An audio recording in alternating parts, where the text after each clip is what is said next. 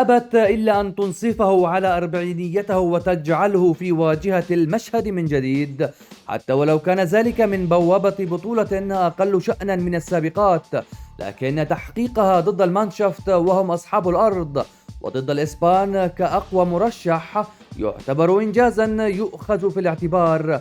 كيف لا، وهذا الأربعيني غير مسار المباراتين كليا بهدفين اثنين. السيران حملت بطش فتاها ونسيت إنه بسن 17 قد يصيب في 10 ويخطئ بمرة، وما يدريك لعل تلك المرة تكون في اللحظة الأهم فيمر جانبا، بينما يحسم الكهول موقعتهم تلك وينالون كأسا رآها لامين عند أنفه فاكتفى بالشم. إسبانيا بادرت بالتهديف وأوقعت خصمها في فخ الخطأ والارتباك.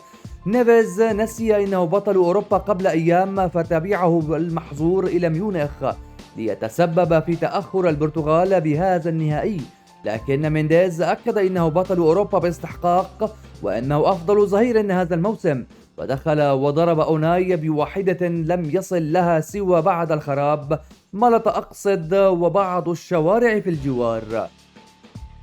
اللاروخا لهم عنادهما الذي نعرف فعادوا للتقدم، لكن البرتغال تملك الدون الذي لا يحتاج منا التعريف، فأتى بالثاني من بعد أن خادع كوكوريلا في التمركز والتحرك ليعيد اللعبة لنقطة البدء ويدفعهم لبلوغ ضربات الترجيح بعدما فعل ما عليه نظرا لسنه، ثم يترك الموقعة على إثر شد عضلي.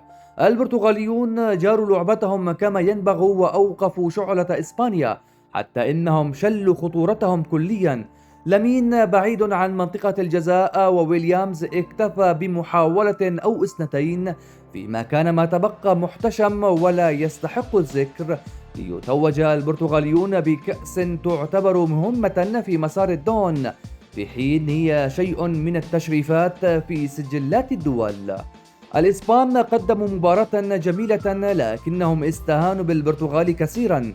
نصف النهائي ضد فرنسا كانوا يتحدثون عنه وكأنها المباراة النهائية، وكأنهم لا يعنيهم المتأهل بين البرتغال وألمانيا، فمهما كانت هويته سيهزمونه، ليخرج لهم هذا الكاهل عجوز دلال المنايا ويمنح البرتغال قبلة الحياة التي جعلتها تمتطي الثورة الإسبانية.